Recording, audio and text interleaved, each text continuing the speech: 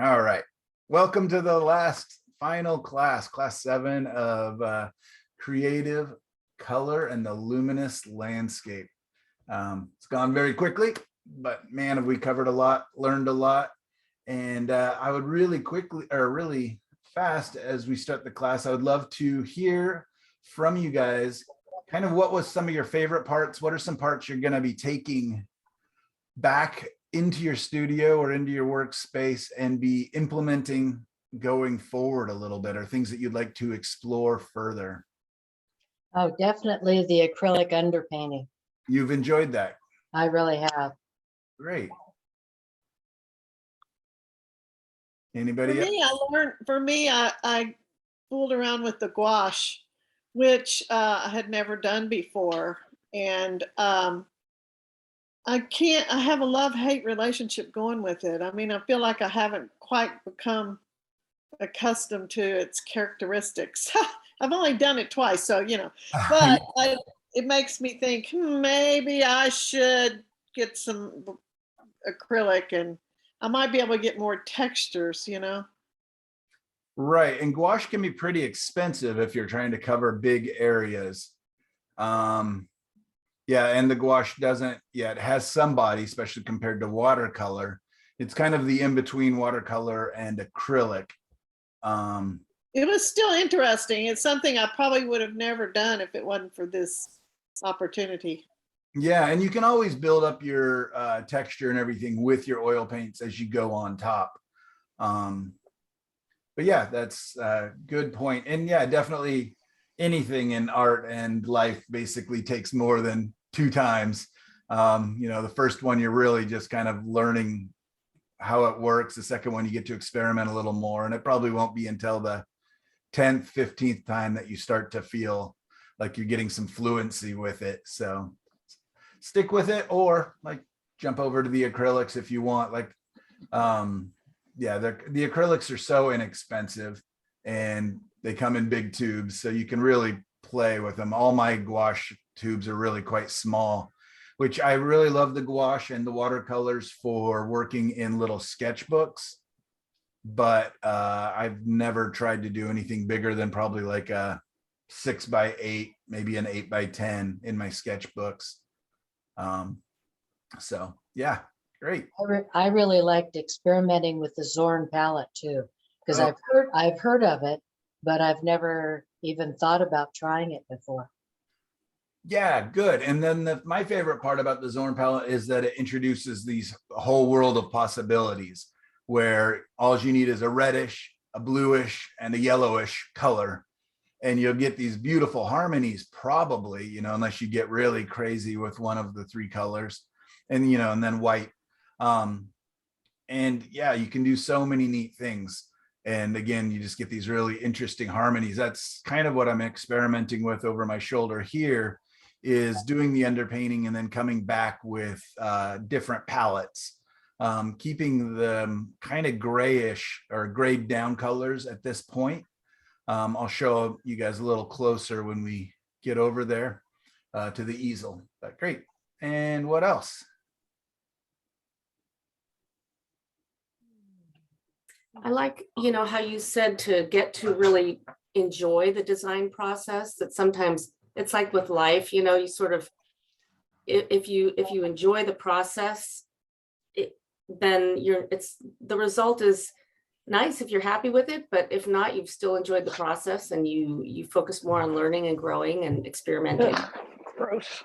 Right. And I mean, you're working on values in design, and again, I'll keep saying that colors get all the credit, but values and design do all the work. And so if those aren't right, you shouldn't be moving forward anyways. Again, my mantra is you just can't paint your way out of bad design. And so spending time with that. And what I've been doing lately is a whole day of black and white, and then, getting to the color. And that allows me to do the black and white. You can see these line of trees behind me back here. Coming back up, because I did that one and this creek over here. So weird pointing backwards. on the same day, and I like the creek a lot, but the trees, I really should have, I mean, look at the spacing is so perfect on the one of the sides there. And, you know, just by simply removing a tree or two, or, you know, it's bad design. It's so rhythmic and overly rhythmic. It doesn't look naturalistic. So the good thing is that's acrylic paint. I can go back over it. I can go and edit it. But I do have some ideas of how I might do it more with opaque oil paint.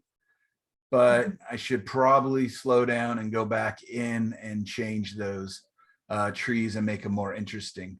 So you know, it's kind of a nice thing to have that day of doing it, looking at it, and then to come back up the next morning and just go, what were you thinking? What were you actually seeing that's so different than what I see today? But it was really neat going through, you know, I went through the story of wasting a whole week. The paintings are due next Monday.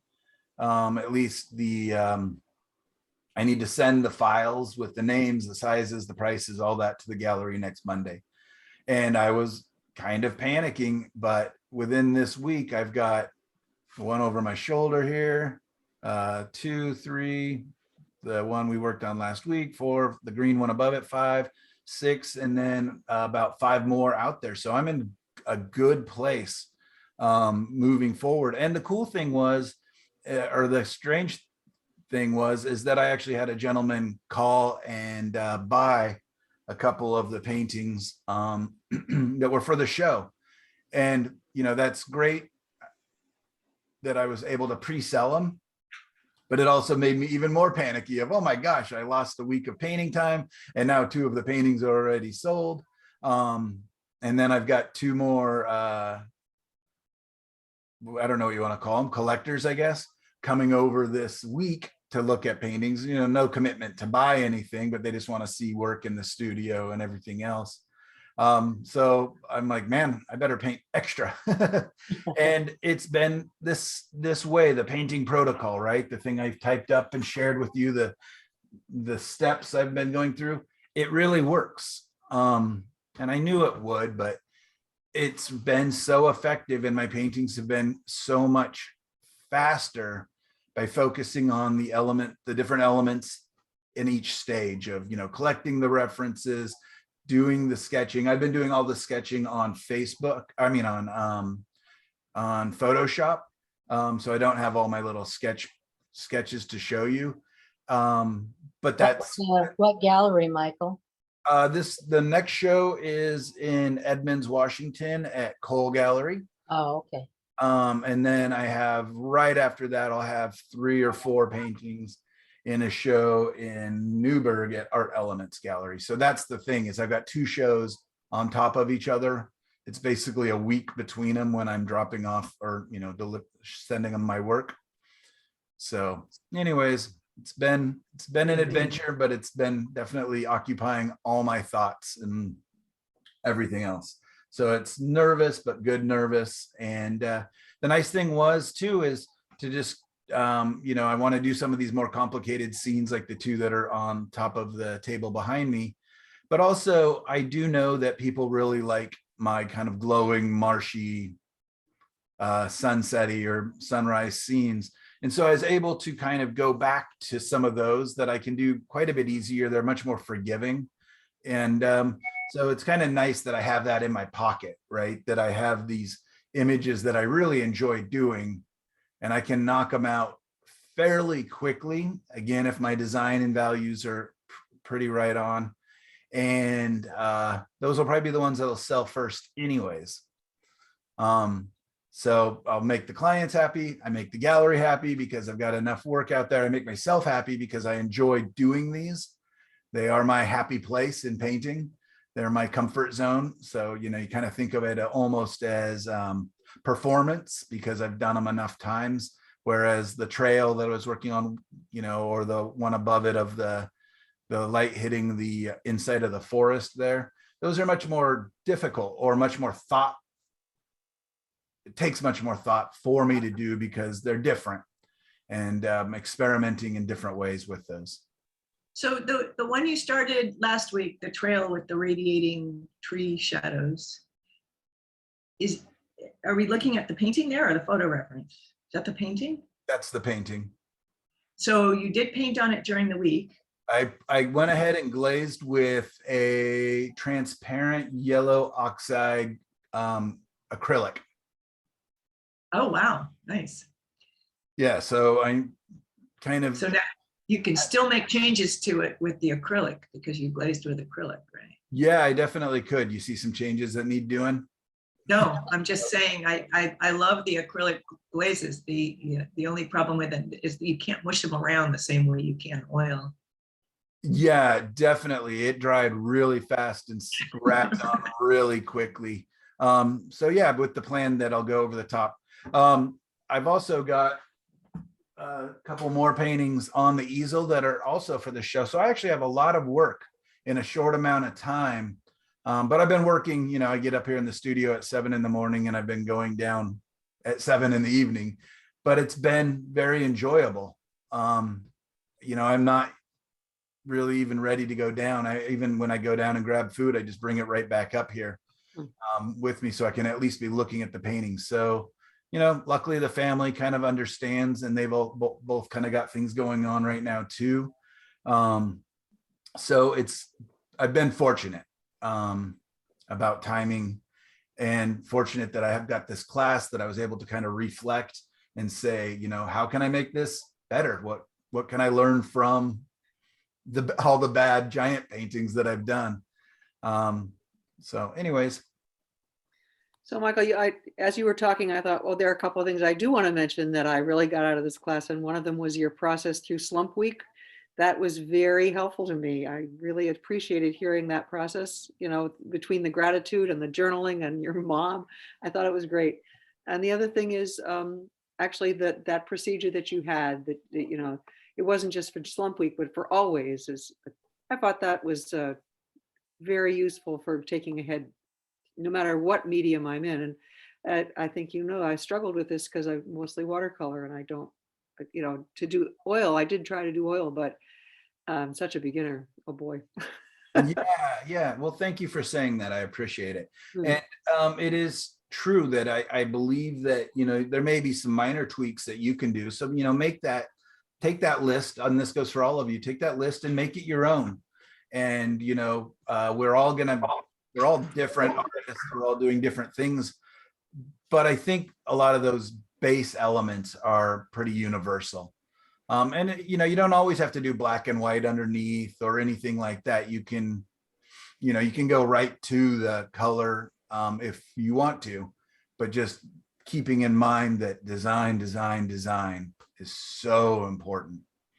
Could we I have a use like question. burnt umber, like Charlie Hunter, and make it look more like, I said, could we use burnt umber as an underpainting color? And then it would look more like Charlie Hunter?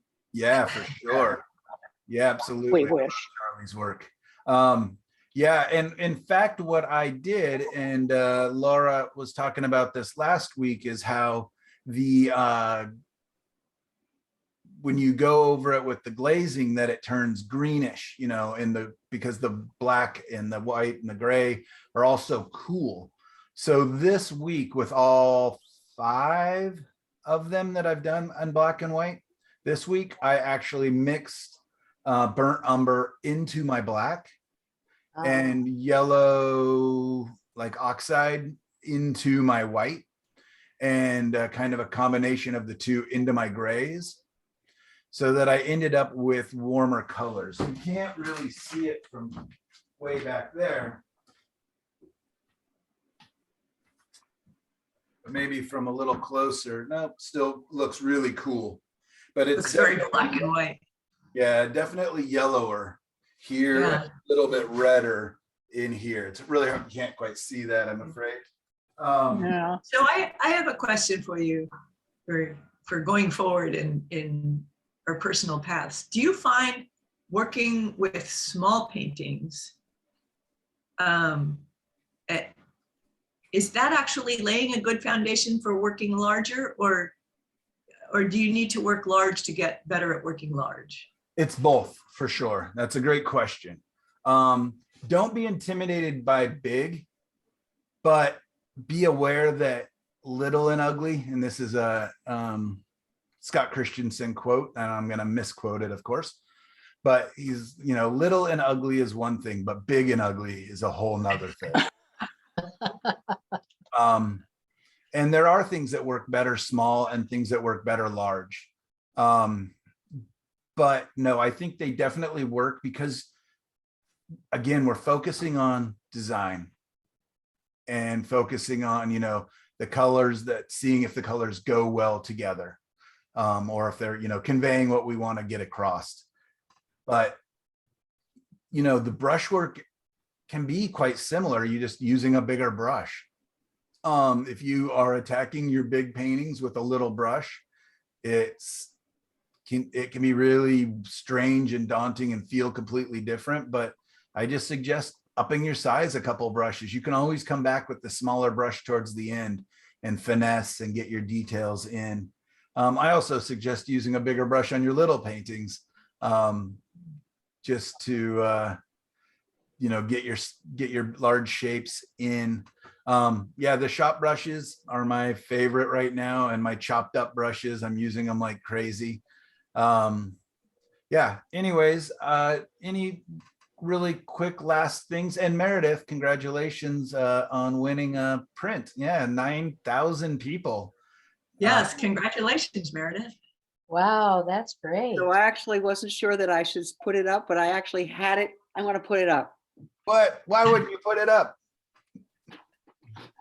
It's on my little easel. Hey, look, Yay. Background. Well, Yeah. you can see it. I that's I funny, know. 'cause that was the painting that was right here in a lot of the classes. Yeah.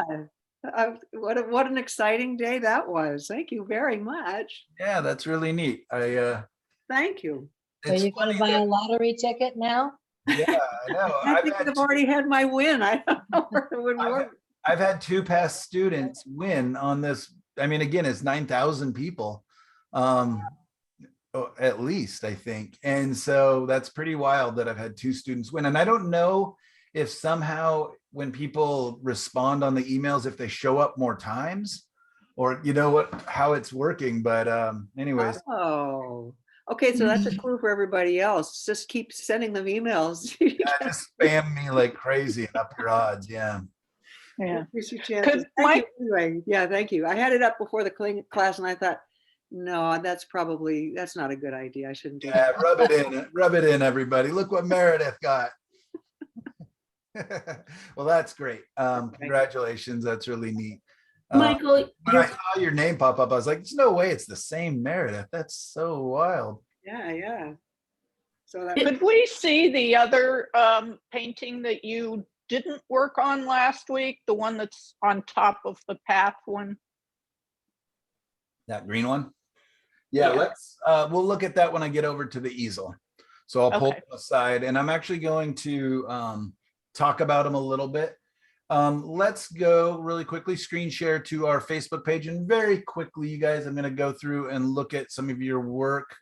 But I do have a lot of painting to do today. I want to actually, that creek that's behind us, I'm going to glaze into that really quickly. And we talked last week about doing the phthalo turquoise. So I want to glaze into that with phthalo turquoise and quinacridone red. And so kind of more exotic coloring for grasses in a pond. But Are you gonna use manganese or actually use phthalo? I actually have the phthalo turquoise out. Yeah. Wow, okay. We will see. It will be an experiment as well. It's funny that the one over my shoulder, right there, how washed out that's looking. But yeah, that's another one that's, wow, it's very shiny. Anyways, there's another one, and I tried doing that one with a pink underpainting, but ended up getting freaked out and wiping back a lot of the glaze. So it's pink-ish. All right, let's do. Michael, I have a question on your protocol. I saw it on Facebook and tried to copy it off, but I had difficulty having it show up in a decent format. Is that on a PDF somewhere? I have it on Google Docs. So I don't know how to share it, but there's got to be a way. Well, you can share. Why don't you try exporting it as PDF and then posting the PDF, which will make it easier to print. Yeah, that would be wonderful.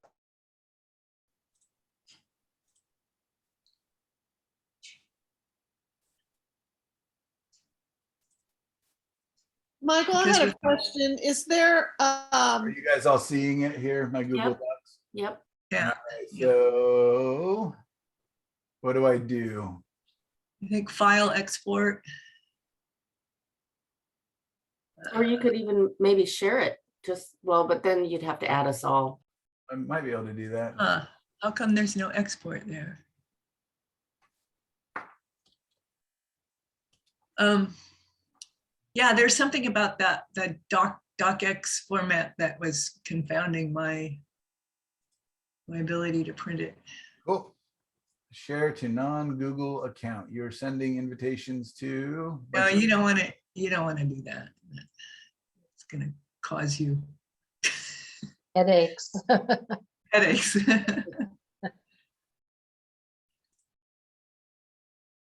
Well, I know that when I go to hit print on my printer, it gives me an option of printing it to a PDF file.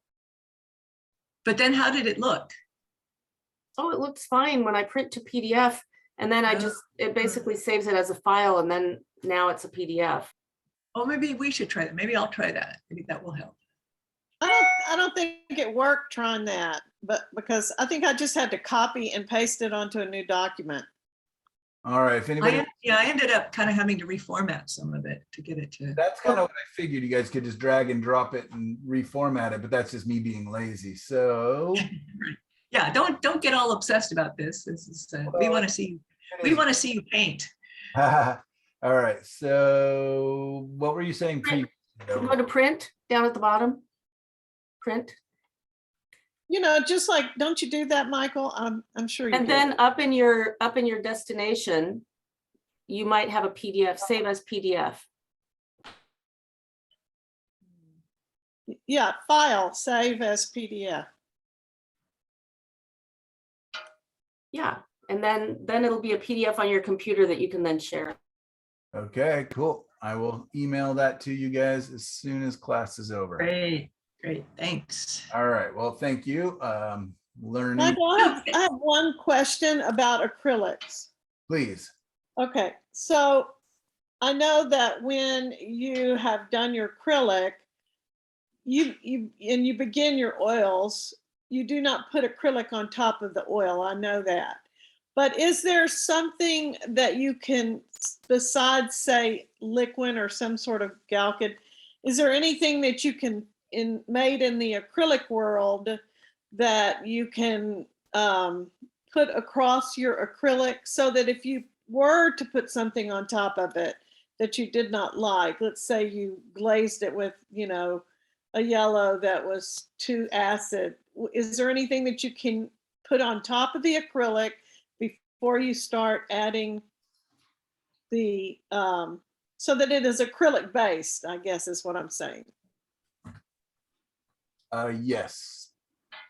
Stop share. All right. So there's a couple options.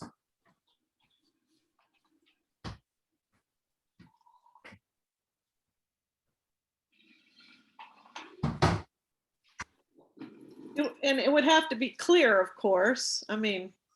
Are you talking about something that would be removable or something that would just be compatible with the acrylic so you could continue making changes? It would be compatible with acrylic so that, like, for instance, if he glazed with what he called the transparent oxide, yellow oxide, and let's just say he glazed with that and he was like, oh my gosh, what a mistake. He would be able to wipe it off, totally wipe it off. Yes. Oh, good luck. Seal it. Oh, I don't know about that. Whoa. What is that? Gloss varnish for acrylics. So this is what I mix with my black paint that I paint the edges of my canvas. Well, actually I use a gel. This is a liquid that my daughter likes to use. So I bought this for her and she uses it for a bunch of different stuff. But gloss varnish, the only problem is it is shiny and a little bit slippery. So you're not going to have quite as great of a ground. You can mix it with a little bit of water to make it less glossy and shiny. Would a matte finish feel less slick? Yeah, so if you got a matte varnish that or a satin varnish, either of those would be better. Well, what if, Gloss gel, this is the one I actually mix with the black paint to make my borders of my canvases, you know, the black much more tough, much more crystalline. And they have this in not gloss as well. They also have clear gesso, which you can put, it does have a little bit of a fogginess to it though. Yeah. And but it has a very strong tooth. Like you know, if you didn't want a slick surface at all, that's a great one. The clear gesso, I think would be really good if I wasn't doing like a detailed black and white underneath. If I was just doing a very fundamental, you know, 5 big shapes, 3 big values, and then was really, you know, really just keeping it in the kind of the thumbnail underpainting stage, I think that would work great. But So you still wouldn't be able to remove any stain that you put on it. that's true. The clear gesso would absorb, but the other two you would definitely, especially if you put a gloss varnish, it would definitely be slippery. The other thing is, you can just take paint thinner if you're using oil paints and wipe it back off for a while. You've got a lot of time to keep playing and experimenting. This was the painting I was working on yesterday, or the last painting I was working on last night.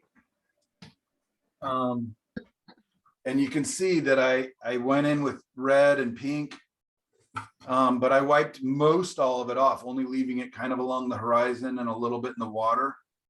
So I've got back to mostly black and white. I left a little bit of it in the clouds just to kind of warm them up, but I'll be painting over most all of this. But yeah, I probably had that paint on there for a good 15, 20 minutes before I went back and wiped it off. So Also, when I logged in this morning, you guys were talking about painting on what, clear acetate or something over to, there was some conversation, I wasn't sure what it was. But if you were wanted to test a glaze color, couldn't you paint it on clear acetate and then just hold it over your black and white painting and see how it combined, or whatever painting you're on? If you put a clear oil paint onto acetate and then hold it over your painting, you would see how it would blend. I would say in theory that should totally work. Yeah. In theory, right. Yeah, when I was a little kid, you know, maybe this is kind of what broke me a little bit as a kid, is I had a book, I remember, that had clear sheets of different colored plastic that you could lay over and then combine them. Yeah, exactly. Like Michelle's holding up, if you guys can see Michelle. Oh. I'm gonna change. Oh, yeah. Michelle, I'm gonna spotlight you. All right, Michelle, you're in charge. Take over. Okay, What you got? Show and tell time. So these are, you can actually, to me, this is too thick. It's meant to go in front of a bright light, but you can get thin, gel. yeah. That they use that in lighting for theater and such. And yeah, I thought that would be a great way to just sort of hold it over something to get an idea of what it might look like. Yeah, so you know, that you just want it much thinner probably than those are meant to go in front of really strong lights. Can you try putting it in front of a painting? Like you have the painting on the wall really quick, just see if you can even see through it. and couldn't you also just use your glazing liquid without any color in it to have a barrier layer? So yeah, so that's actually what I've started doing.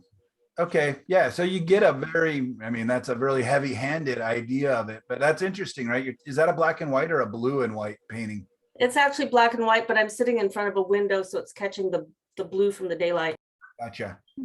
Yeah, well, cool. So that, just looking for much thinner versions of that, I think could be useful.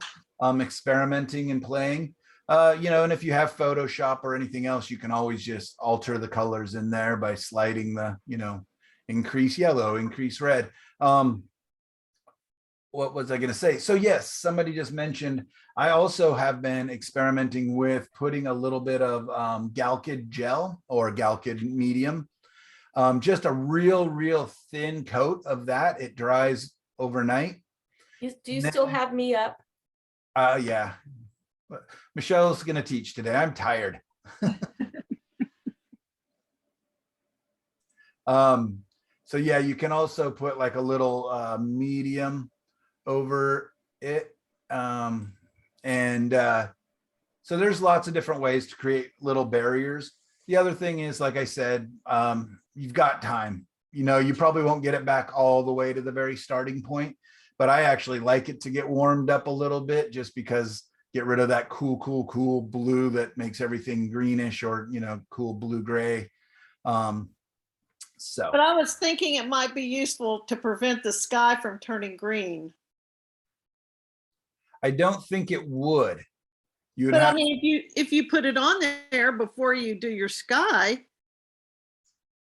Right, but you're still putting yellow over. You're still putting it over it? Well, okay, forget that idea. Michael, if I was thinking too, that if you took a photo of your black and white and then printed it from your printer onto a sheet of watercolor paper, then you could try different washes without it affecting your actual painting. Yeah, you just have to figure out if your ink's waterproof. You could also photograph your black and white painting and go into Photoshop or whatever and just tint it. Yeah, I do that a lot, because you can do spot tinting in Photoshop and different editing software. Not everyone has Photoshop though. Yeah, but if you have an iPad, Procreate's great. Yeah, and on Mac you can use Preview to tint an image. Yeah, there's lots and lots of so many editing software out there. I would just probably look to a YouTube video or two to kind of inquire which ones are the best. Procreate comes up all the time, but it basically only works on iPads. They have a Procreate Pocket for your phone, which I haven't really experimented with it much yet. Which does some of the same things Procreate does, but just a lot less of it, which could be great, because when they have too many cool things that they do, we can all get super intimidated. All right. Thank you. Yeah. Good question. Thank you. Keep them coming. This is our final day. Last chance to ask. Just kidding. But good to get it out. Let's go really quickly and look at these. And we may be going a little long today, for those of you that can stick around.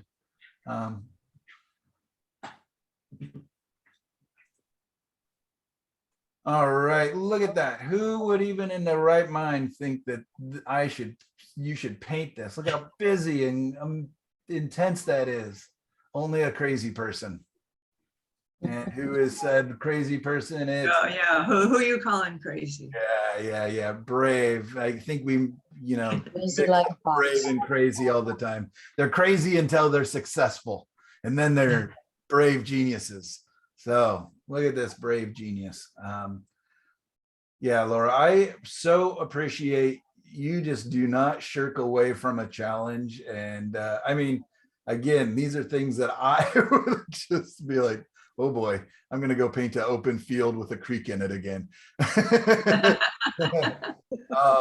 But you have a thing going on, and it's lovely, and it's really fun to see. And again, it's so cool about being a teacher and being an artist and getting to see how our brains are all so different, and we can just tackle things, and we're attracted to different things. And you have been figuring this out, and it's like watching an interesting puzzle come together. I loved when you shared the 9 or so photos in progress last time. Very helpful. And I think for some of us, a big warning of that's neat that Laura can do that, but it's so intense. But this is even above and beyond those. So really neat. Tell us really quickly what you got going on here. Well, I was trying to capture the radiating shadows, and I actually did like 4 black and whites, small black and whites, to test out various approaches. And it is really hard to make it look like geometrically correct. You know, like the shadows are not quite right, you know? But maybe it's only me. And also this one in particular, I think it lacks a value focus. It's just kind of a big jumble of blacks and grays and whites. Okay. So Yeah. I'm not really happy with it. I might try another one. So can you see my mouse here? Yeah. This is where I want the focus to be, I think, in my brain, because things are pointing to it. Right. And right now it's just not very logical right in there, and nothing is happening right in there. Right. But you can do that with color shifts within there. You could have a reddish bush, you know, versus the greenish. You could have a more delicate frond. Maybe Actually, some of these highlights pop up just a little higher.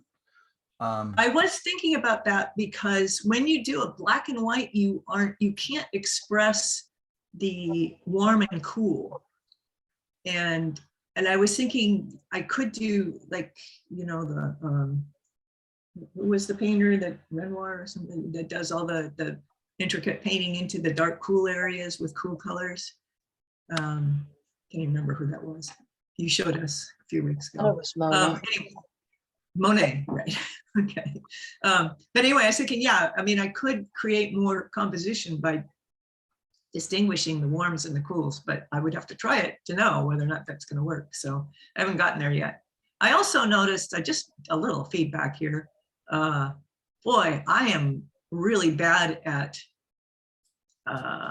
you know, trying to plan something out. First, I started doing thumbnails, and they were so horrible, and they told me nothing. So then I thought, well, I'll just do little black and white acrylic paintings, because I need more. I need a bigger space to see what I'm doing. What were you looking for them to tell you? Basically to nail a composition. And with this kind of subject, I just wasn't sure what to put in a thumbnail that would nail the composition, because the subject is about this explosion of lines, of wispy lines. Yeah, if I were doing a thumbnail, it would be basically a couple big triangles almost. It would be just, you know, the balance. I would be looking for the big shapes, not for the intricacy at all. Again, squinting up my eyes, I see, you know, the dark bottom half, right? And the light top half. And then subdivided by the path, and then also subdivided, you know, the bottom half by the light streaming across, catching the tops of those bushes. And then in the top half, it would be a couple lines. So yeah, it would really be just the biggest of big shapes is what I would be looking for there. And is it interesting as an abstract, right? Is there balance? Is there movement? And yes, you have all that. Your darks and lights, the top and bottom half, are a little bit evenly divided, possibly. Yeah, that was another thing that I wasn't paying attention to, even though I did it 4 times. Yeah.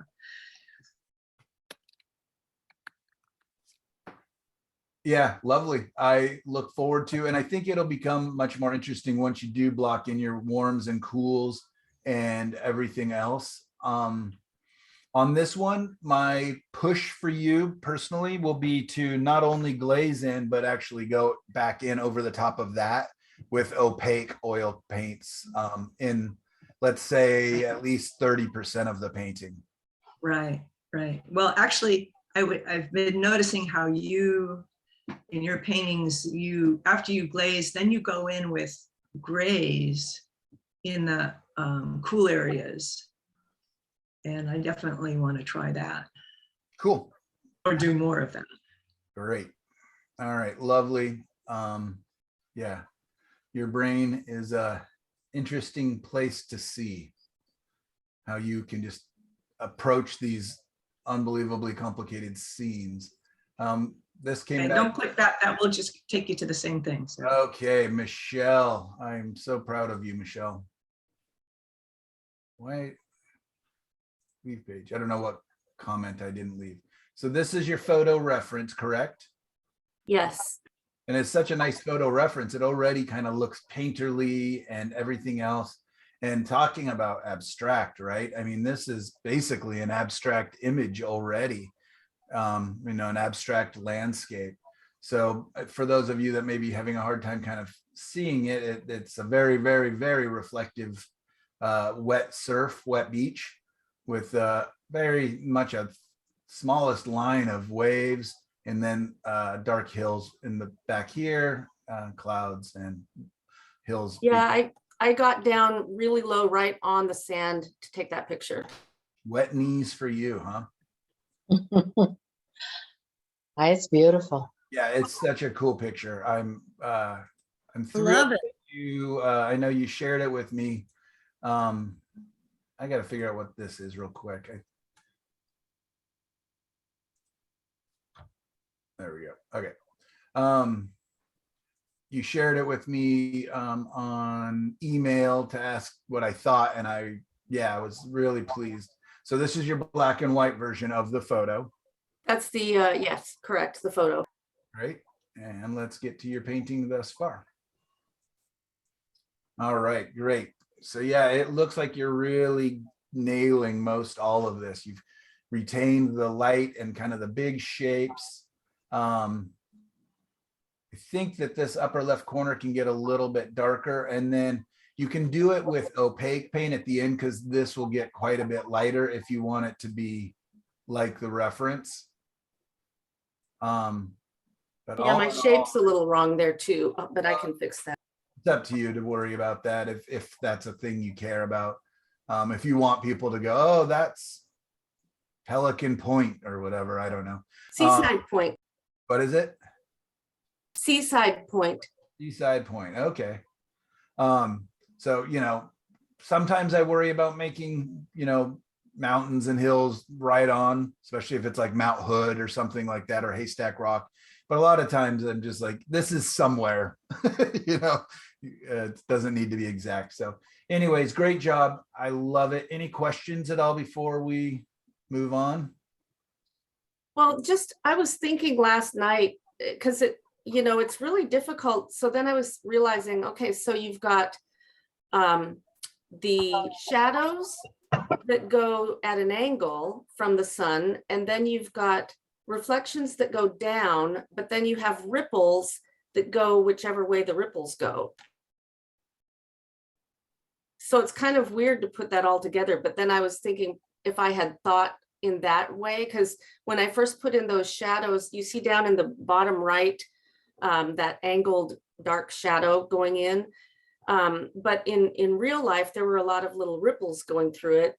But I thought, at first I started to paint it at an angle like that. But doing that and then getting the ripples on top of that, it was just awkward. But anyway, I'm not unhappy so far. No, definitely. I think look at that. It's pretty amazing. And again, it's going to be the same as I just said to Laura. I would like you to get in here with some opaque, oil paint as well, once you get into it. So, the main thing is this is our foundation, right? And then we're going to build the walls and, eventually get to our curtains and picking, wall hangings. So you've got a very good foundation. I think you're off to a great spot here.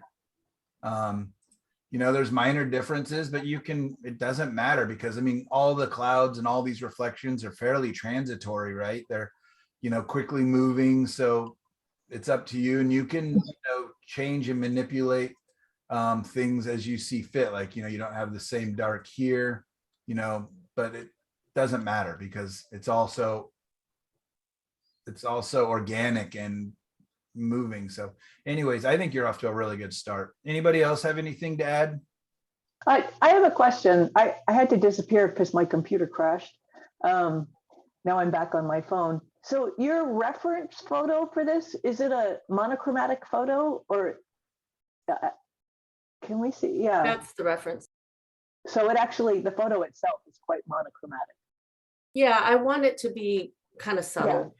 Yeah, no, it's beautiful. I was just wondering if there were another version, but this is great.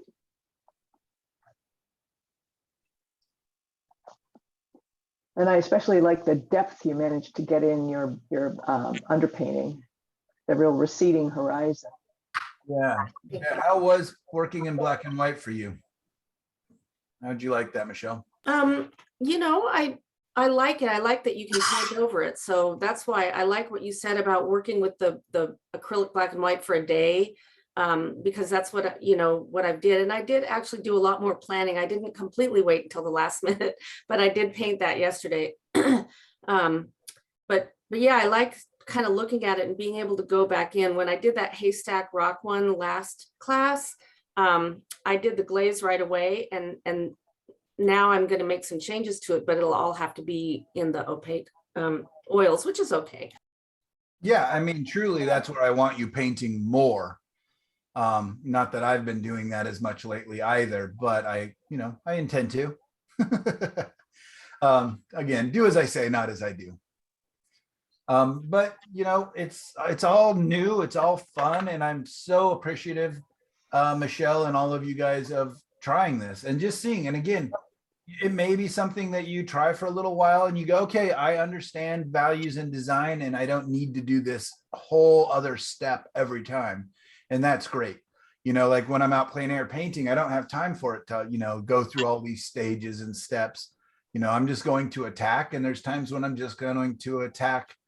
But having done this so many times, I hopefully will have that data bank and that knowledge of values and design are so important.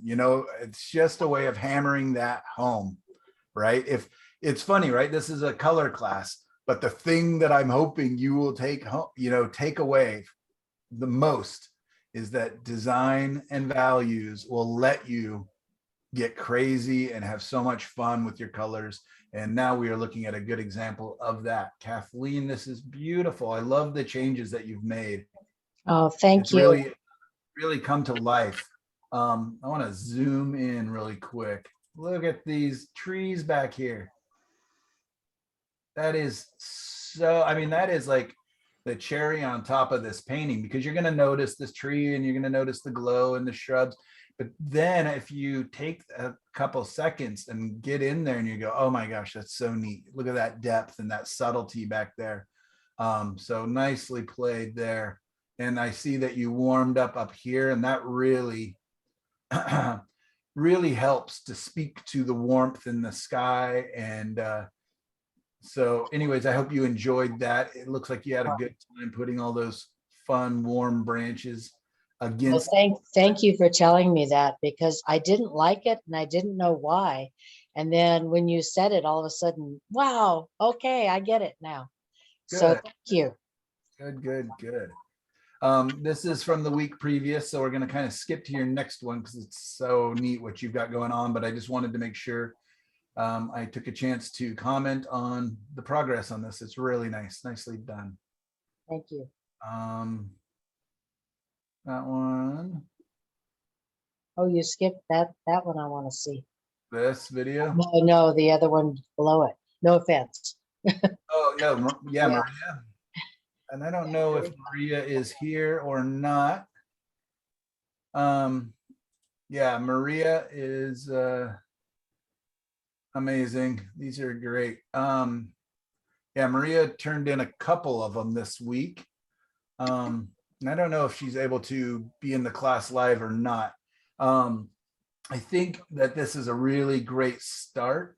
I'm not sure what the intentions are moving forward. Maria, are you on here at all? I would just hope that she's going to get into the super darks I mean, you can leave things as silhouettes, you know, and be really interesting like that. There's a lot of artists I really like who use silhouettes to great effect, but I feel like this is too much. And again, going back to our lesson on Monet, you know, how much fun we can have in the color, in the shadow. So I don't know at what point this painting, what stage we are at here, but great detail, really interesting shapes. I love painting trees like this. I'm so excited to be showing in Carmel because I'll get the opportunity to do lots and lots of these beautiful trees like they have down on the southern coast. And look at this. This is all about color. So I think Maria mentioned that this is based on a photo that her husband took in Alaska, if I'm remembering correctly. Yeah, that's what I remember too. Yeah. All very dynamic. I think we've all seen these kind of explosive clouds like that where they're all broken up and scattershot. And it's really interesting when the light is sneaking underneath and catching the bottoms of clouds. Kind of a difficult effect to capture. But I think as soon as I saw this image, I knew exactly what was going on. I see that there's a lot more information going on in the darks. And if it is a photo that captured the clouds so well, I know that probably the photo has very dark darks. But I still might urge you to come in and bring a little bit of color or temperature shifts into some of these darks. A little bit more, but you know, that's completely up to you.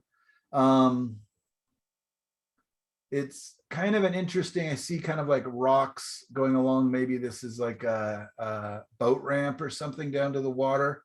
A neat effect, very jewel-like, but it may be getting a little bit busy for being so close to the edge. I may kind of merge some of that, but everything I'm saying is just a matter of preference. So, you know, if you prefer to keep it as it is, that's great too. The reflections in the water are just beautiful. That purple versus the warm oranges and purple or pinks is just fantastic. I see this shape here, this flat line on top, very much mimics the shape of this hill. So if this were mine, I might bring something like a bush or something, you know, even if it's made up on top to break this plane. And then you could bring that dark even in front of some of these clouds a little bit, but lovely. What contrast, right? The cools and the warm really definitely add to the feeling of glow and excitement in this piece. Yeah, anybody have anything to comment or add to this? I like how she got the perspective of the clouds getting bigger and coming towards you. Great, good observation. That's, yeah, really important. Just like in the ground plane, it has a, you know, going back towards the vanishing point. The same thing happens in the sky in reverse. So you have that same, except for the sky is a little bit domed. But we can kind of ignore that if it makes it easier. So you have that same thing where clouds are getting smaller. You're going to begin to see, just like you do here, you see the tops of things. As the clouds come more and more over the top of us, we're going to see more and more of the bottoms of the clouds. As they go back towards space, we see more and more of the sides of them. So kind of a cool thing. Great job, Maria. Yeah, and for those of you guys who don't know Maria or haven't, she actually is painting these using her brush in her mouth. So yeah, it's amazing. I just am always so impressed with what Maria's doing. Yeah, fantastic. All right, Denise. Denise is another person that called me or contacted me throughout the week and asked me some really interesting questions. And I will let you take it away, Denise. Tell us a little bit about what we got going on here. Okay, well, I started this painting a few months ago in another class of yours, and I got this far on it.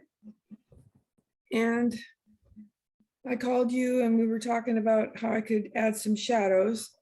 I decided to take out the little pine tree that's kind of in the middle under the sun in order to get the effect of that long, graceful slope that's behind the barn. So when I paint over this, I won't have that sticking out. So I was playing around with my chalk on top of the painting so I could try to get a middle ground.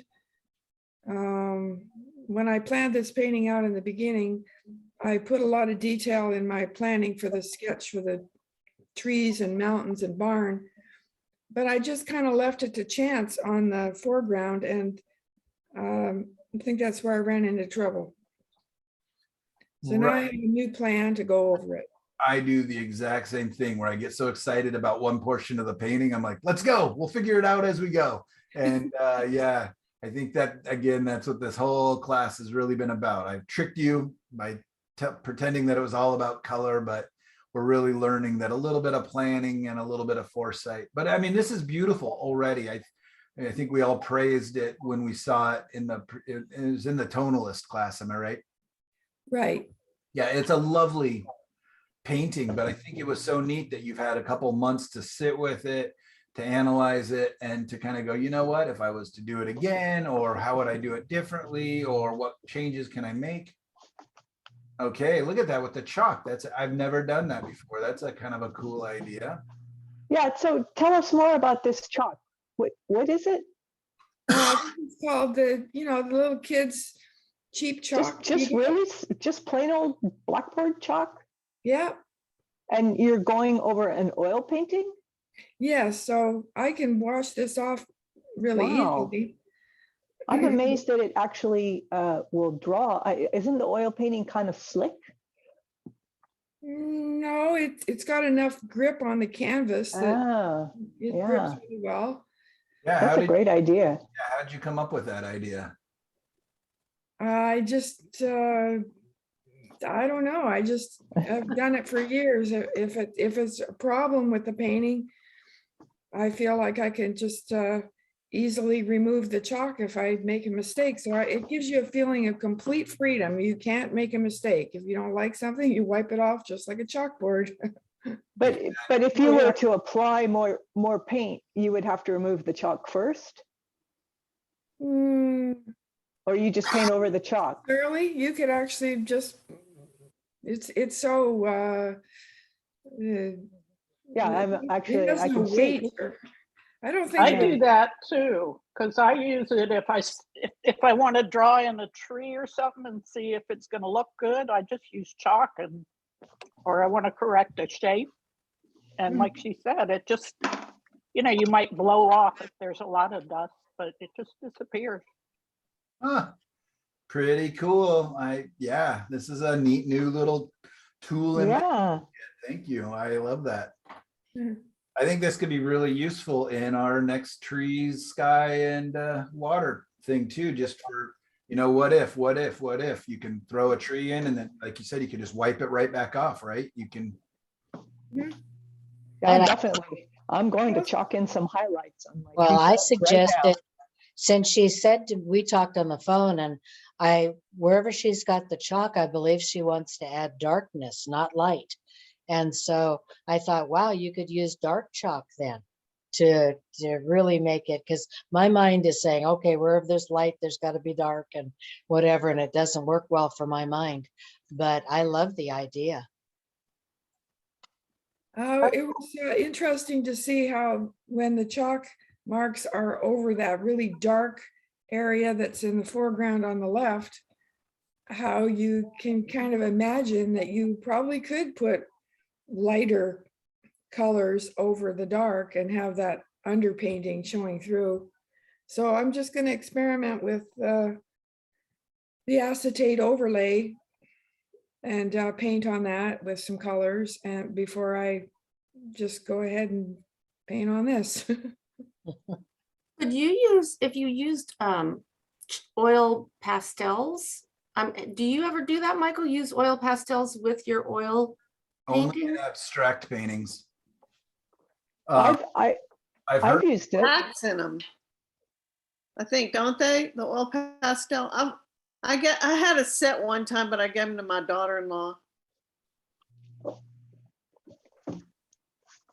Yeah, I have oil sticks, which are actually just oil paint in a stick form. But yeah, we've only used them for abstract painting. And they're kind of cool because you can make marks, you know, draw with them, do whatever you want, and then take your paint thinner and move them around a little bit. And I do know a couple of painters that use them quite a bit and do really interesting things. They're painting it, they're huge, right? Their tips are like a half inch wide, so you can't, you know, get real detailed with them. But so they're So, painting. Denise, I'm kind of worried that you're going to do something to your foreground grasses because I just don't want you to. That's really one of my favorite things is your foreground grasses because they're I agree. so real looking. I mean, just so lovely. And I love they're like almost have this real wintry, lovely wintry feel. And the part that doesn't seem to work with your foreground grasses. I mean, I love what you did so much more than the photograph, and I definitely don't don't ruin it with changing. I'm sorry, Michael, if I'm going against your advice, but go back to the beautiful grasses one more time. It's so lovely. Those grasses are just lovely. Yeah, and so maybe just darken in a smooth way, the background part that's really bright, maybe just a little bit. Yeah, that's what that Mm. part at the Yeah. very. It needs a transition because I feel like in the original, it jumps from the Michael, foreground. can you find it again? Maybe Uh, it just needs a couple of more detailed pieces There, of yeah. If grass, you just but blend not the a lot. two. I was gonna say maybe a glaze of a light grayed lavender over that yellow field, because that's the same as the sky, it seems. And then that would really just make it sit down and Yeah, then sit down.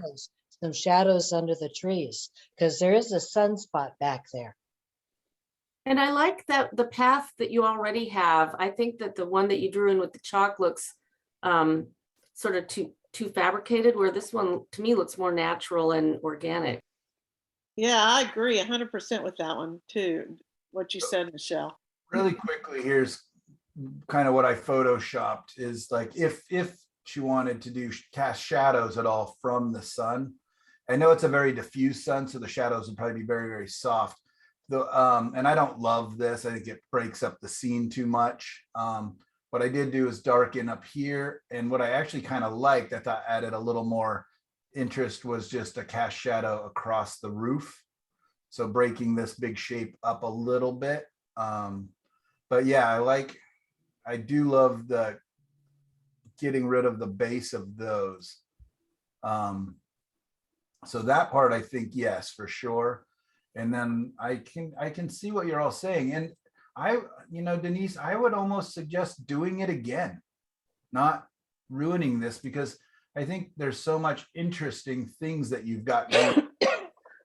And you know what I mean? I don't think it will take you very long just to do it again. Oh, okay. You're right. Now that I've been looking at it and studying it and drawing it, I probably should just do another one. I think, yeah, and I really, really appreciate all that you've been doing. And I think that, maybe while you have the chalk on there, just do another one. The only Good idea. change that I like, the most is just that. I think moving those trees back there a little bit, I think it does make it a little more, feel a little better in here. And then Kate mentioned, yeah, maybe just not having the ground and the sky being exactly the same color and value may be useful as well. And it'll make the roof of the barn feel a little even brighter.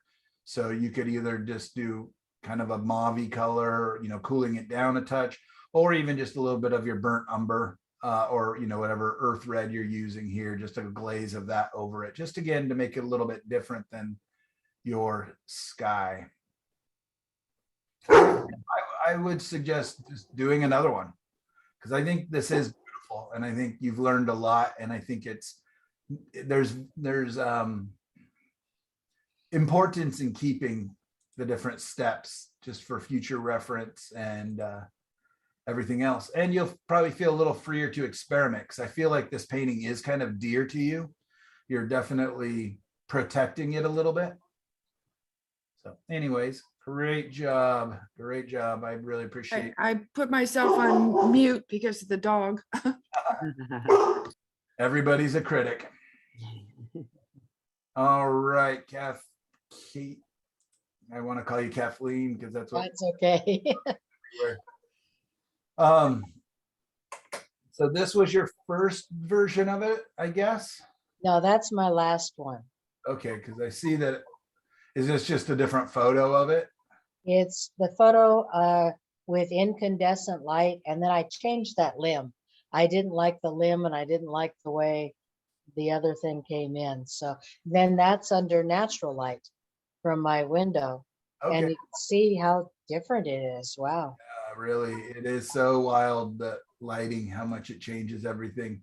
Yeah, the gentleman who wanted to buy a couple paintings from me this week, it was raining, so I couldn't step outside to take photos. So I had to take them under my studio lighting, and I had to just, everyone, I had to write him as I was sending him the images saying, this one, the yellows are coming off a little acidy and the blues are coming off greener than they should, you know. So hopefully he actually likes it when he gets it. Anyways, let's praise you for a second here, Kate. Sorry, gosh. That's okay. That's okay. This is beautiful. Really nice and interesting design. You know, you got your intricacy here, and I think this is a very challenging image. I saw your reference photo and was excited that you were going to do it. I do feel like you've got some contrasting shadows going a little bit. These definitely feel like the sun is off here to the right somewhere, whereas these shadows back here feel like the sun is up here and behind these to the right a little bit. Okay. And you know, I'd be curious if that's happening in the photos, if those shadows aren't actually aiming off a little bit more. Okay. And this feels a little bit like a cast shadow coming towards us a little bit. Yeah, it does, doesn't it? Okay. But that's it. I think you've got a really nice start here. Might just want to figure that out a little bit. And then I may look into your highlights in the grasses a little bit. They feel a little bit lazy compared to all the beautiful stuff you've got going on everywhere else. It Yeah. feels like you just kind of went, this mark means grass. Yeah. And then you also have kind of repeating shape Shapes. Yep. here, Right. which is a little bit, you know, reminiscent of the bushes that you did on the bank where they kind of got repetitive. So, you know, I would just link them, and, you know, and I can speak to this because I just did the exact same thing with my trees in my last painting. So, you know, that's our cross to bear, right? We want to organize things and make everything into an English garden. So, so yeah, that's it. I mean, I think you're off to a great start. What do you got to say about this one here? I was really afraid when I started. So I was going to do this 16 by 20, but then I chickened out. And so this is 11 by 14. But after I got into it, I think doing the thumbnails really helped, because I did 3 different ones. 2 of them I did vertical, and then one I tried horizontal, just because I wasn't sure I liked the focal point being almost in the middle. That kind of bothered me. So yeah, so I thought, well, if I'd made it horizontal, then I could change that and it could be in one of those sweet spots where the thirds cross. But you can change it. You can bring it up into here by simply making this a little warmer and a lighter in this portion. I actually have that on the actual painting because I went back in with pure white and it just doesn't show in the photograph. Okay, But that's what I decided to do. great. So that's really white in that area, and then it gets a little bit grayer as it goes over. Let's just see if I can find your reference really quickly. There's your first one. Anyways, Just past my thumbnails. There they are. look at that. Very nicely done. So I don't know. It does lean itself towards this vertical because it kind of has it's what's almost the a word? cathedral effect. Cathedral. Thank you. I was just stuck on the word church. Cathedral effect. Yeah. And you get to play that up. So very nice. See, and then I added that tree to the left because that was number one is what the original photograph had. It didn't have that tree on the left. And I added that. Okay, to kind of really play up the cathedral. Yeah, that's great. Isn't that a circular, what was it called? The composition would be, is it like Z, is it the O composition or circular or something? Those are really hard compositions to pull off. And Kate, you pulled it off, boy. Thank you. Yep, it's lovely. I'm excited. And again, proud of you for taking it's a daunting image. So good job there. And lots of cool stuff to read when you guys get a chance that people are sharing. Yeah. And Deb, let's look at yours. Nice layout. I appreciate your laying it all out here like this. And yeah, nice reference. And then you took it in kind of a no-tanny kind of Posterized it. I posterized it. Yeah. Great. Tell us a little bit about what you got going on here. Oh gosh, there's nothing to tell. I like the posterized version there. Yeah. The upper right is the reference photo, and it was like 7 o'clock in the morning, and I just loved the pinks of the sky, and it has, it just has some lovely grasses which don't translate with the gouache, but that's okay. I can do something else with it. But I wanted to ask you, so gouache is acrylic, right? And so if I were to get regular acrylic, I would be able to go back in on the gouache and just use regular acrylic, right? Yes, right over the Okay. top. So these are done with gouache. That looks like, No, not these. These oh, okay. there's a pencil that is called Sketch and Wash. It's made by Generals, and so yeah, some water involved with it, and I think some black pastel. I don't know. And I was playing around with the idea of the fence. I like the fence because Texas has fences, and lots of foreground grasses, and it felt real weighted on the right of the painting and of the photo reference. So I like the posterized version because I think with the sky, it can be pulled left more. And if I make the viewer go into the left side of the painting more, like I tried to do. Anyway, just playing around with the ideas. Very cool. Mm-hmm. Did I post the underpainting one? I think no. Is it it's not at the bottom? I thought it was. No, those are all thumbnails. Oh, okay. No, I didn't. I thought I posted it. My beach one from last week, it got put someplace funny. Yeah, keep going. There it is. Oh, okay. See, that's the gouache. I don't get any foreground texture with that gouache. Looks like there's a lake instead of a field, and there's so much wrong with this, but it's a jumping off for me anyway.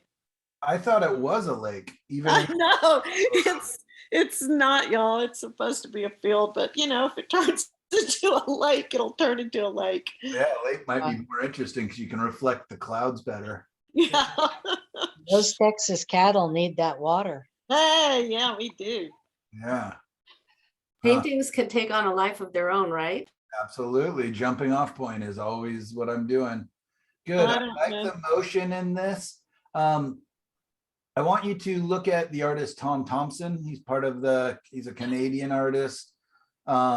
He's very stylized, but for some reason, this reminds me of some of his work. Tom Thompson, he's part of the group of 7, but he would be the 8th Beatle in that group. He's kind of a complimentary member.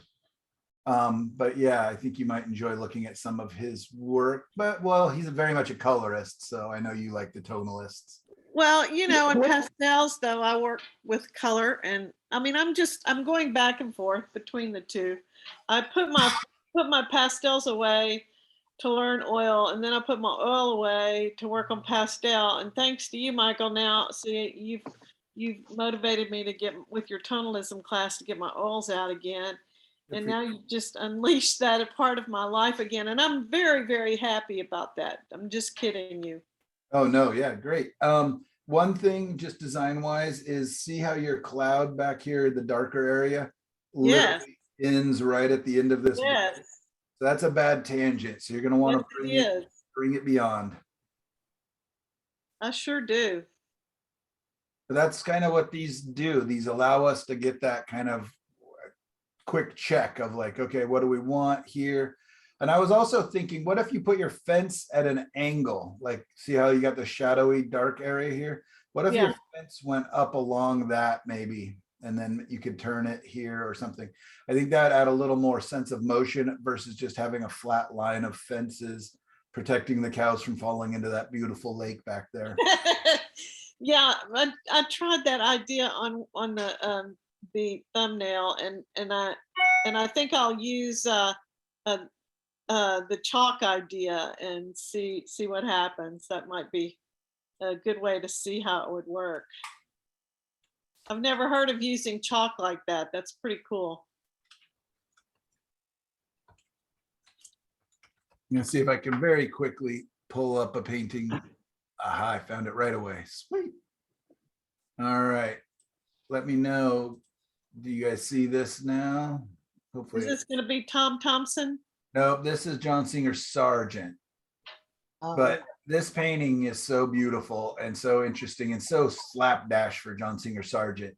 But what I love is that this fence, you know, something I might want to ignore almost, you know, focus in on the beautiful nature, but is that this is a painting I think about when I'm putting in man-made objects, is that this fence, every post gets a personality.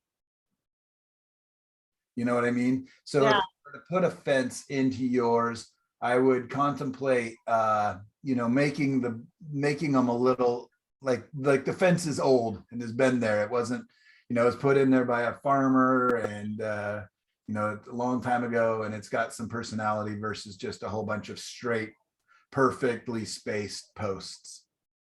What's the name of that painting? I want to look it up. Fields. Fields, huh? Home Fields. I Got would have it, never thanks. guessed that was a John Singer Sargent. Right? I think it's one of his watercolors, but I'm not sure. Yeah, gosh. Yeah, I mean, you can see he did so many little sketches that are just all so interesting. Yeah, maybe during the trees and clouds, we'll be able to look into John Singer Sargent a little more because such an interesting and amazing artist.